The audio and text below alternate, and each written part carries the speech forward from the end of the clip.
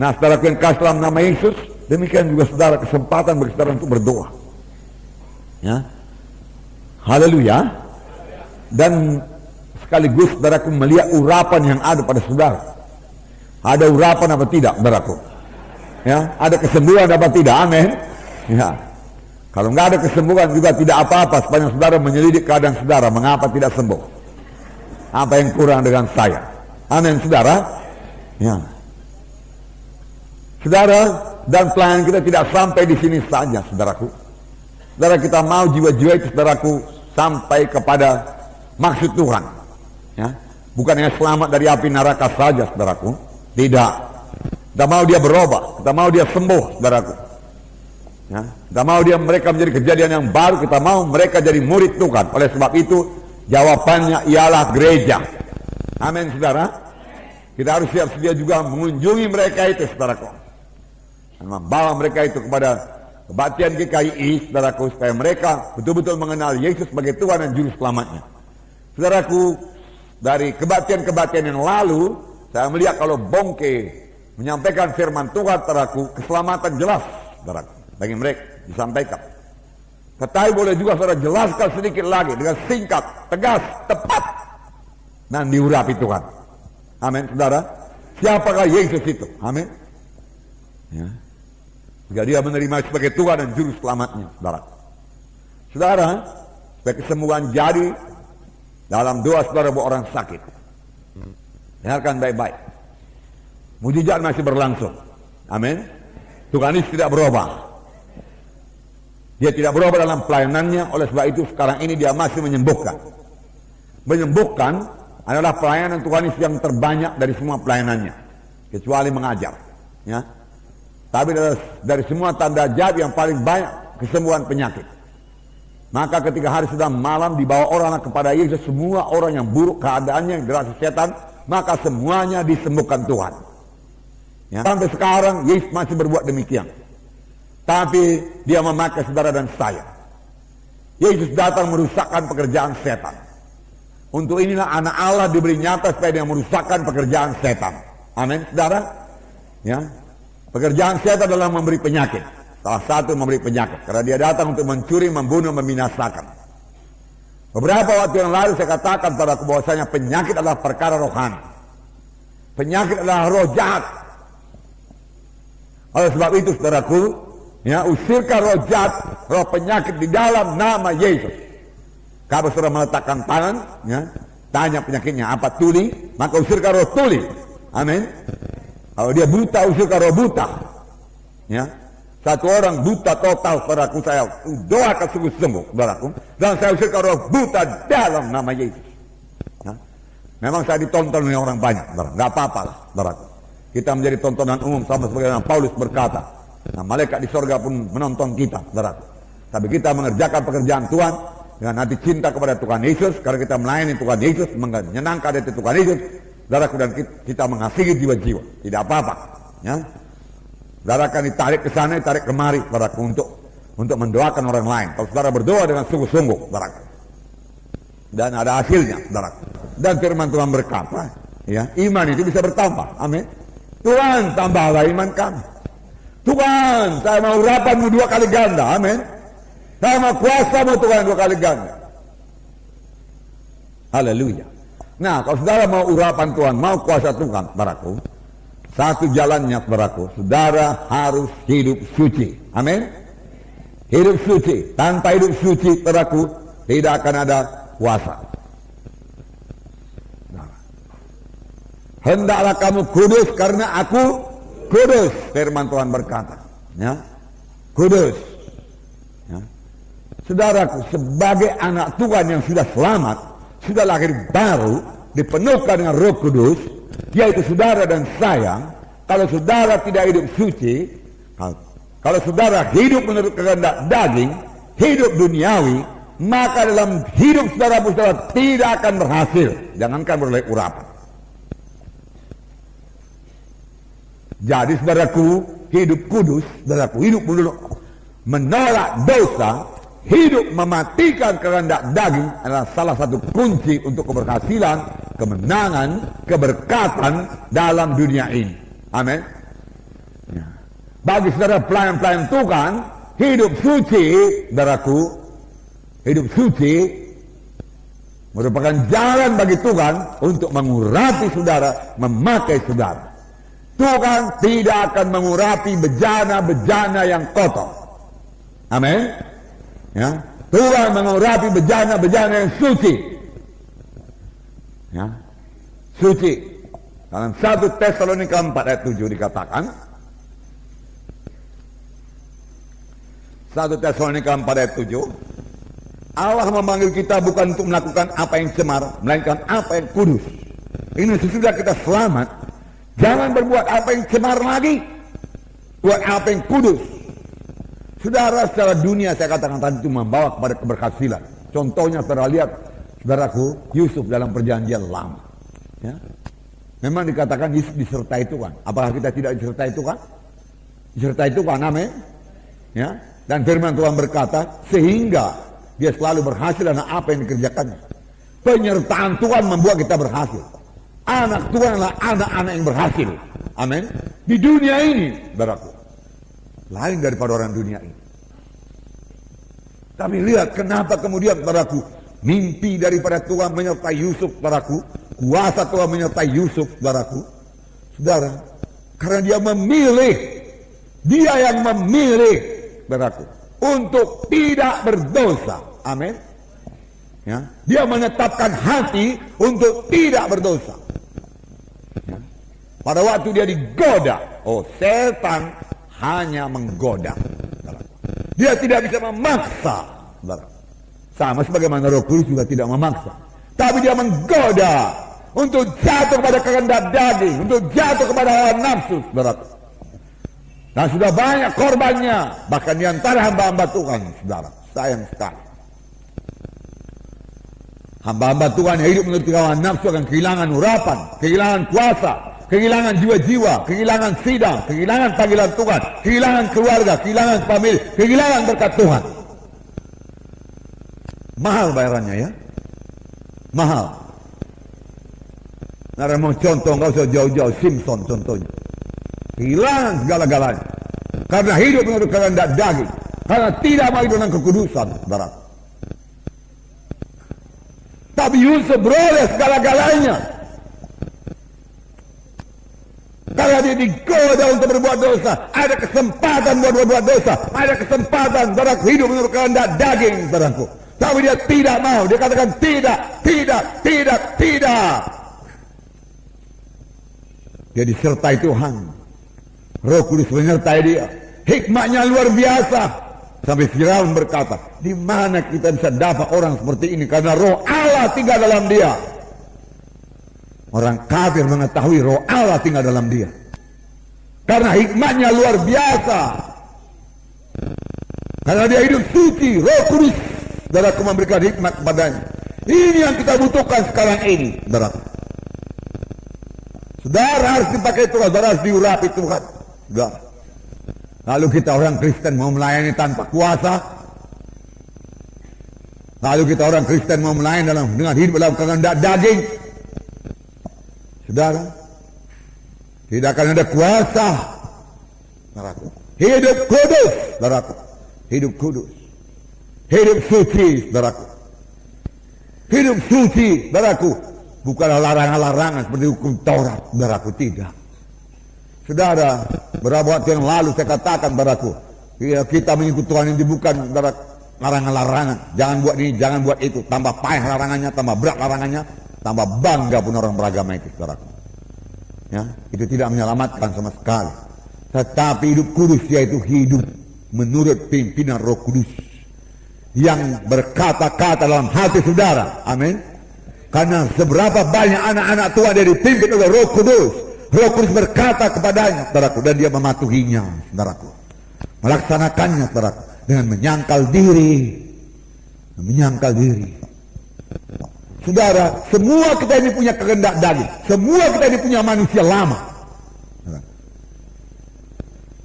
Dan firman Tuhan berkata, jika kamu hidup menurut kehendak daging, kamu akan mati. Kalau begitu bisakah lusut dari keselamatan? Bisa. Saudara berkata, saya sudah lahir baru, betul, saudara sudah lahir baru. Pada waktu lahir baru, roh saudara yang dahulu mati jadi hidup. Saudara, tapi roh saudara itu hidup. Satu kehidupan di dalam yang dikungkung oleh kehendak daging. Saudara. Ya.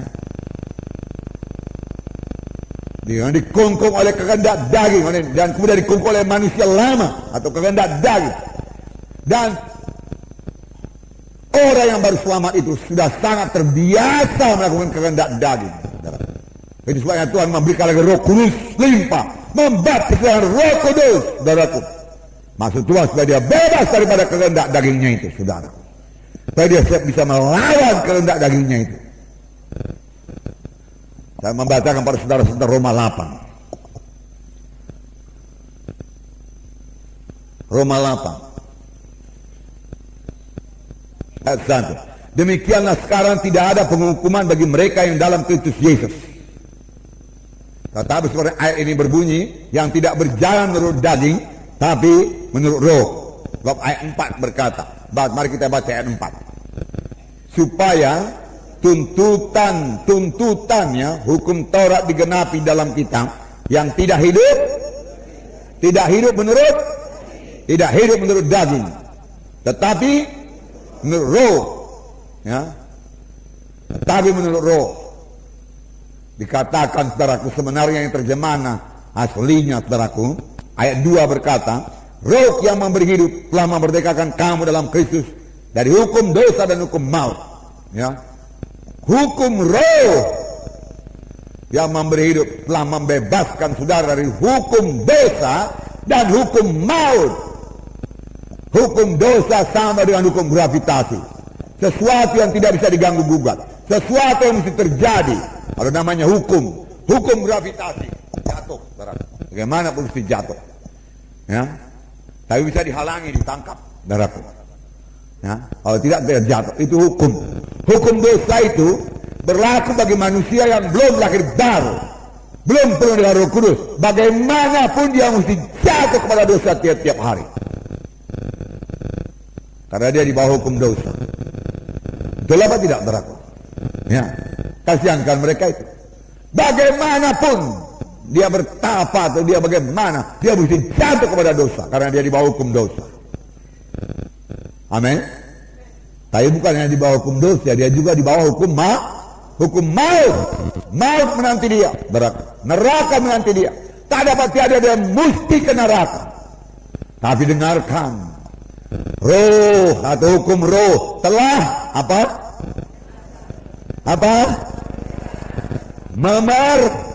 Memerdekakan, ya, memerdekakan. Hukum roh memerdekakan. Katakan, memerdekakan saya dari hukum dosa dan hukum maut. Saya tidak di bawah hukum dosa, saya tidak diperbudak hukum maut. Saya sudah merdeka. Haleluya. Apakah artinya ini? Kalau saudara dahulu mesti hidup menurut kehendak daging, sekarang saudara bisa merdeka kalau saudara mau menyangkal diri. Kalau saudara mau menyangkal diri, dengan mudah saudara merdeka dari bujukan setan, dari bujukan hawa nafsu, saudara, dari bujukan untuk berbuat jahat. Saudara. Dengan mudah saudara bisa merdeka. Karena hukum roh telah memerdekakan saudara. Lawan dosa dalam nama Yesus. Hidup suci dalam nama Yesus. Amin, saudara. Ya. Maka saudara boleh hidup suci. Hendaklah kamu kudus karena kudus. Kamulah bangsa pilihan Tuhan supaya kamu memberitakan, ya, kebaikannya. Jadi saudara, kesucian, saudaraku, harus jadi bagi tiap-tiap anak-anak Tuhan. Anak-anak Tuhan harus hidup suci. Hidup suci merupakan gaya hidup, cara hidup. Berjalan dalam roh merupakan cara hidup tiap anak-anak Tuhan. Berjalan dalam roh merupakan cara hidup tiap anak-anak Tuhan. Amin. Ya. Nah, Tuhan memberikan, saudaraku, kuasa kepada kita. Dalam ayat 9 saya bacakan, ya, Roma 8. Tetapi kamu tidak hidup dalam daging, melainkan dalam roh. Jika memang roh Allah diam dalam kamu. Tetapi jika orang tidak memiliki roh Kristus, ia bukan milik Kristus. Belum selamat, bukan milik Kristus.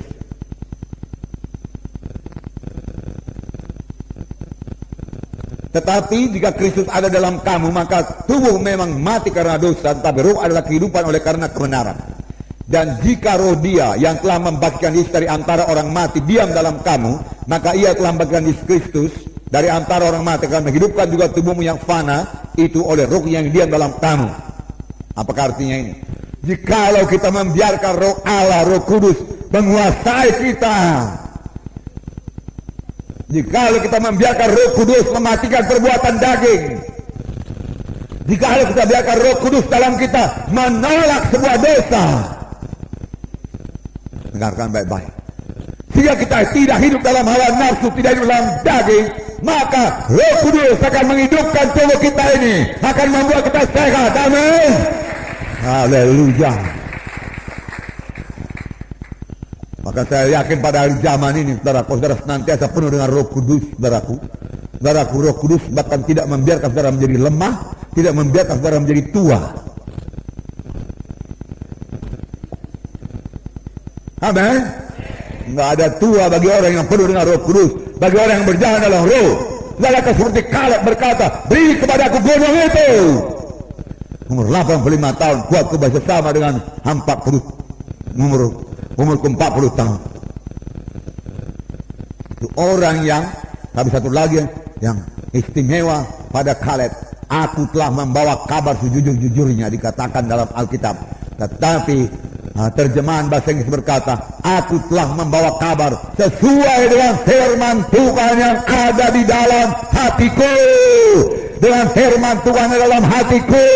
Rupanya Kaleb menyimpan firman Tuhan dalam hatinya. Rupanya Kaleb kaya dengan firman Tuhan dalam hatinya. Itu membuat dia kuat, itu membuat dia sehat. Amin. Haleluya. Dua kombinasi ini sangat baik untuk membawa saudara kepada kesehatan. Itu sebabnya jiwa-jiwa saudaraku yang dari KKR perlu ke gereja. Supaya dia pertama dia penuh dengan roh kudus, kedua dia penuh dengan firman Tuhan. Penuh dengan roh kudus, penuh dengan firman Tuhan, tidak menjauh dari matamu, musibah dalam lubuk hatimu, maka itu menjadi kehidupan dan kekuatan dan kesehatan bagi mereka yang mendapatkannya. Amin. Sebenarnya penyakit nggak perlu menjamah anak-anak Tuhan. Tidak ada, not one feeble person among them. Firman Tuhan berkata dalam buku Mazmur, di antara 3 juta umat Israel tidak ada satu orang pun yang lemah. Saudaraku, ya. Tuhan memberkati buah kandunganmu. Firman Tuhan berkata, di antara orang Israel pada waktu mereka masih di Mesir pun sudah diberkati Tuhan.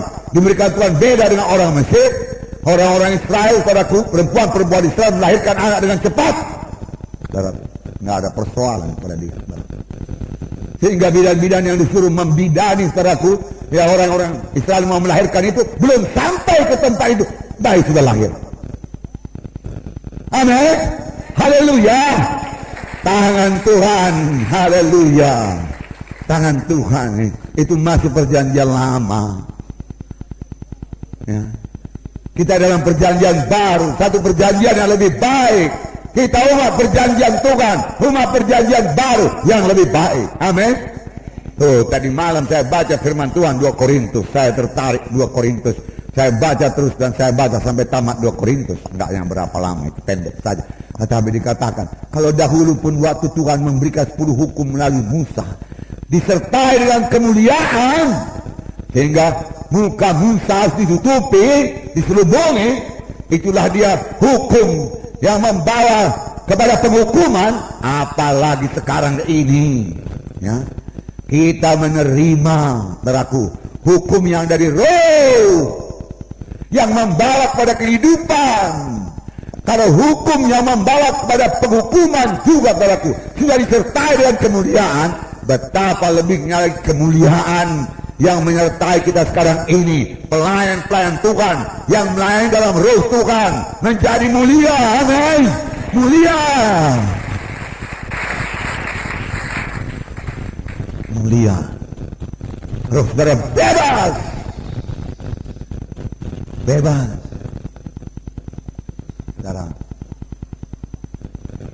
Saudara lihat di lapangan itu, saudara, banyak orang rohnya tidak bebas, betul? Kasihankan mereka. Ya. Haleluya. Haleluya. Nah, saudaraku, satu ayat lagi. Sebab jika kita hidup menurut daging, sebab jika kamu hidup menurut daging, kamu akan mati. Tetapi jika oleh roh kamu mematikan perbuatan tubuhmu, kamu akan hidup. Jika oleh roh, jika kamu hidup menurut hukum roh, kamu mematikan perbuatan tubuh, perbuatan daging, maka kamu akan hidup. Hidup yang menang, hidup yang bersekutu dengan Tuhan, hidup yang dipimpin Roh Kudus, hidup yang bersuka dalam Tuhan, hidup yang bersekutu dengan Tuhan, hidup yang dipimpin Roh Kudus, hidup yang mendengar suara Tuhan, hidup yang diurapi Tuhan, hidup yang mengerti menyambut Tuhan, hidup yang diberkati Tuhan, hidup yang berhasil dalam pimpinan Roh Kudus, dalam tunduk kepada Roh Kudus. Haleluya, saudara. Malam ini saudara berjalan dalam roh Tuhan, para sejati tidak bisa menjamah saudara. Haleluya.